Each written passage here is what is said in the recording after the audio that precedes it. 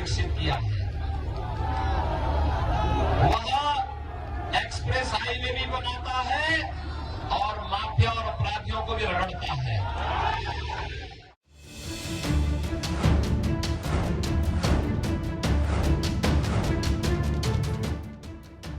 उत्तर प्रदेश के मुखिया योगी आदित्यनाथ के राज्य में बुलडोजर का किस कदर भौकाल बढ़ गया है, ये आप इस बात से समझ सकते हैं कि यूपी की सत्ता में प्रचंड बहुमत के साथ लौटने वाले योगी आदित्यनाथ की जीत के बाद राजधानी लखनऊ से लेकर देश के प्रधानमंत्री नरेंद्र मोदी के संसदीय क्षेत्र वाराणसी तक में दहाड़कर बुलडोजर रैलियां निकली। अब युवाओं में योगी के इस प्रिय वाहन के प्रति लोगों में इस कदर क्रेज बढ़ रहा है कि हाथों में बुलडोजर का टैटू तक बनवा रहे हैं।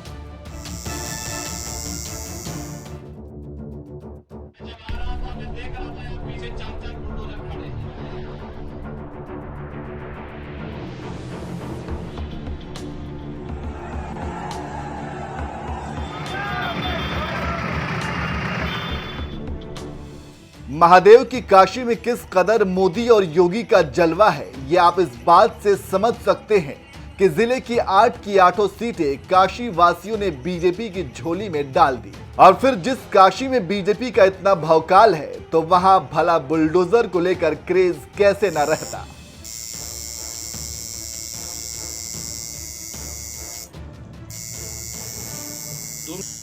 काशी के 80 इलाके में एक टैटू मेकर की शॉप पर बुलडोजर बाबा का टैटू बनवाने को लेकर कुछ इस तरह का क्रेज देखने को मिल रहा है। लोग हाथों पर बुलडोजर का टैटू बनवा रहे हैं, बुलडोजर बाबा भी लिखवा रहे हैं। जब से हमारे यशस्वी मुख्यमंत्री माननीय योगी का सरकार बना है, उन्होंने जितने गुंडे माफिया होते हैं सबके बुलडोजर चलवा दिया। उससे हमारी क्या हो सकती है कि हमारी बहन बेटियां सब सुरक्षित जाती हैं जितने गुंडे माफिया। तो इसीलिए मैंने बुलडोजर बाबा अपने टैटू बनवा लिया अपने हाथ पे। तो क्या अब ये क्रेज बढ़ता जा रहा है लोगों के लिए? हाँ, ये आज बुलडोजर बाबा का क्रेज बढ़ता जा रहा है। पूरे यूपी में बुलडोजर बाबा के नाम से फेमस होते जा रहे हैं। तो आज आपने भी उसी पे बुलडोजर बनवाया? आज हमने भी बुलडोजर बाबा बनवा लिया है। मेरा टैटू बाबा के नाम से फेमस इसी घाट पे टैटू शॉप है अपना। अच्छा, आज हमने अभी आपके शॉप पर देखा है कि लोग बुलडोजर बनवा रहे हैं, तो कितना क्रेज चढ़ा है इस टैटू का? इस टाइम तो बहुत, जब से योगी बाबा आए हुए हैं, जब से इलेक्शन में जीते हुए हैं कल से, तब से क्रेज बढ़ गया है। तब से मैं आधा दर्जन के ऊपर बुलडोजर और बुलडोजर बाबा लिख रहा हूँ और बना रहा हूँ बुलडोजर। आप देख सकते हैं कि अभी मैंने एक लोगों को बनाया। तो आपको पब्लिक में क्रेज देखने को मिल रहा है? हाँ, बहुत ज़्यादा क्रेज देखने को मिल रहा है। और वो दिखा भी रहे हैं बनवा के टैटू की बुलडोजर बाबा आ गए हैं फिर से। ठीक है, ये बुलडोजर बाबा कौन हैं, ये तो आप अच्छी तरह से जानते ही हैं। नहीं जानते हैं तो इन काशी वासियों की बुलंद आवाज खुद ही सुन लीजिए।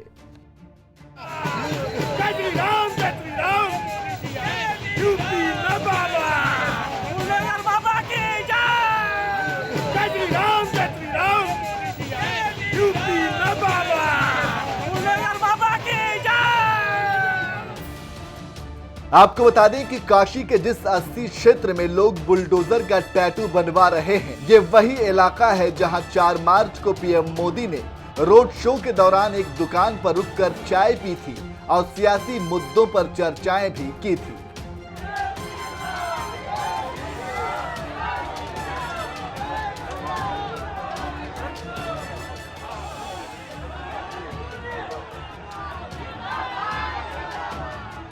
आपको बता दें कि पीएम मोदी के प्रचंड रोड शो के बाद काशी की जनता ने बीजेपी के लिए ऐसा प्यार लुटाया कि बनारस की सभी 8 सीटें योगी की झोली में डाल दी, जिसके दम पर बीजेपी अपनी सहयोगी पार्टियों के साथ मिलकर 273 सीटें जीत ले गई। और अब जल्द ही योगी आदित्यनाथ दूसरी बार मुख्यमंत्री पद की शपथ लेंगे।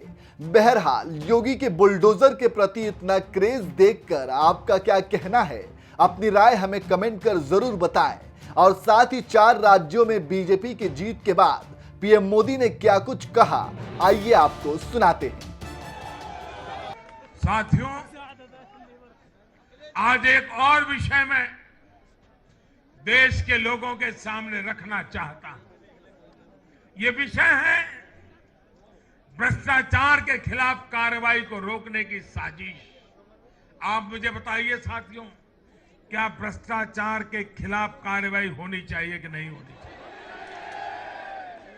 भ्रष्टाचार करने वालों पर कड़ी कार्रवाई होनी चाहिए कि नहीं होनी चाहिए? ये भ्रष्टाचार रूपी दिमाग देश में से नष्ट होनी चाहिए कि नहीं होनी चाहिए? साथियों, हमारे देश में भ्रष्टाचार के खिलाफ लोगों में, भ्रष्टाचारियों के खिलाफ, ऐसे लोगों के प्रति एक भयंकर नफरत का भाव रहता है। देश की गाढ़ी कमाई को लूटकर अपनी तिजोरी भरने की ये प्रवृत्ति कुछ लोगों की पहचान के साथ जुड़ गई है। भारतीय जनता पार्टी 2014 में एक ईमानदार सरकार का वायदा करके चुनाव जीती थी और हमारी ईमानदारी को देखकर 2019 में जनता ने हमें और ज्यादा आशीर्वाद दिया।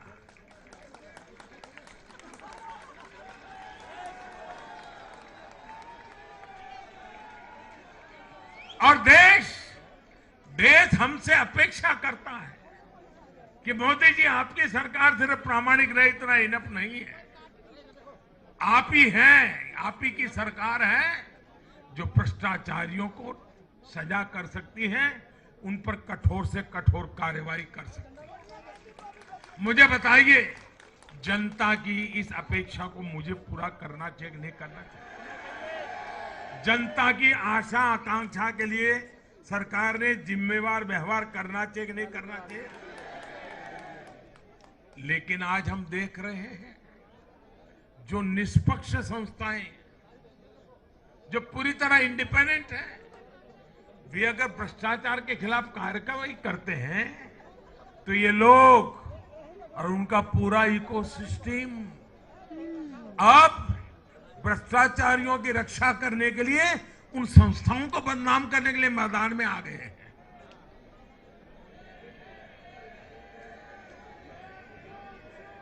ये देश का कितना बड़ा दुर्भाग्य है कि घोटालों से घिरे लोग एकजुट होकर अब अपनी इकोसिस्टम की मदद से इन संस्थाओं पर ही दबाव बनाने लगे हैं। जांच एजेंसियों को रोकने के लिए ये लोग अपने इकोसिस्टम के साथ मिलकर नए नए तरीके खोजते हैं।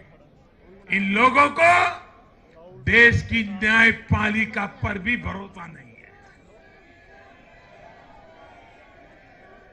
पहले हजारों करोड़ रुपए का भ्रष्टाचार करो, फिर जांच भी नहीं होने दो, और जांच करे तो उस पर दबाव बनाओ।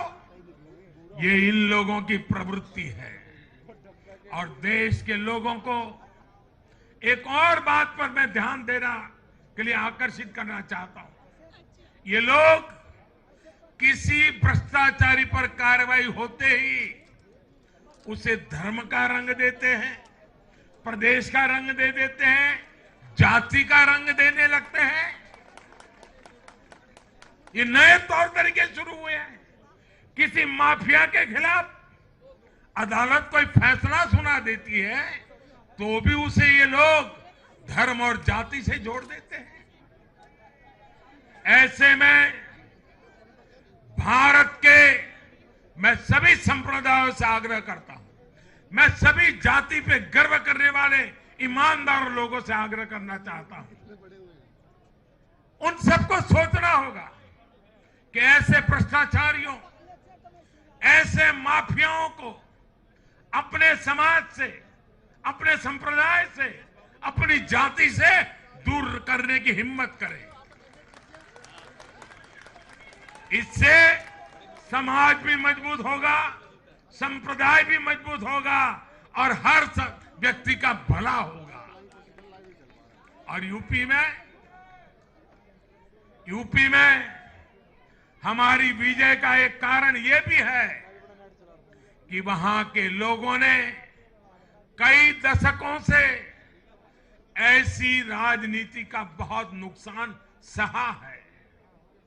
मैं बनारस का सांसद होने के नाते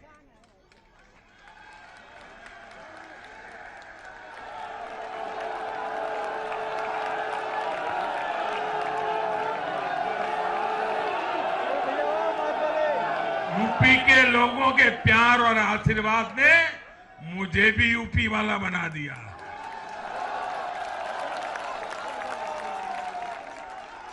मैं बनारस का सांसद होने के नाते मेरे अनुभव से कह सकता हूं, यूपी के लोग ये बात समझ चुके हैं कि जाति को बदनाम करने वालों से, संप्रदाय को बदनाम करने वालों से अब दूर रहना है और राज्य के विकास को ही सर्वोच्च प्राथमिकता देनी है। साथियों, इन चुनावों में मैंने लगातार विकास की बात की। गरीबों को घर, गरीबों को राशन, वैक्सीन, आधुनिक इंफ्रास्ट्रक्चर, हर विषय पर भाजपा का विजन लोगों के सामने रखा। इसके साथ ही जिस एक बात पर मैंने सबसे ज्यादा चिंता जताई थी वो थी गौर परिवारवाद। मैंने राज्यों के लोगों को बताया कि कैसे मैं किसी परिवार के खिलाफ नहीं हूं, न ही मेरे किसी की व्यक्तिगत दुश्मनी है। मैं लोकतंत्र की चिंता करता हूं और मैं सभी ज्ञानियों को कहता हूं, जरा लोकतंत्र के तराजू पर इन चीजों को तोल के देखो।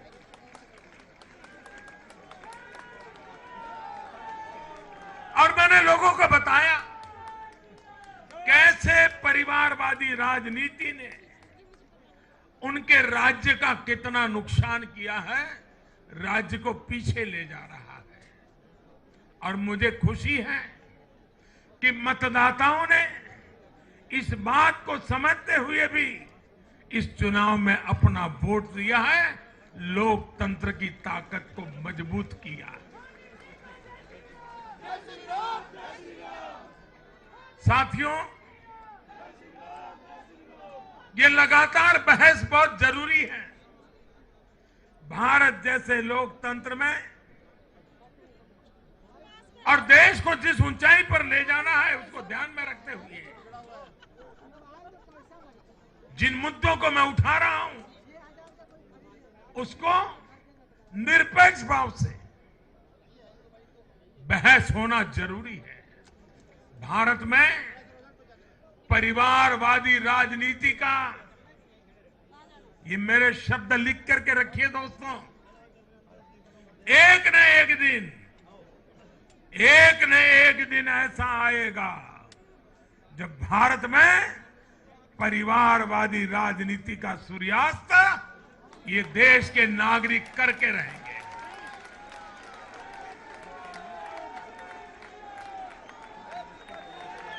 इस चुनाव में देश के मतदाताओं ने अपनी सूझबूझ का परिचय दिखाते हुए ये क्या होने वाला है इसका इशारा कर दिया।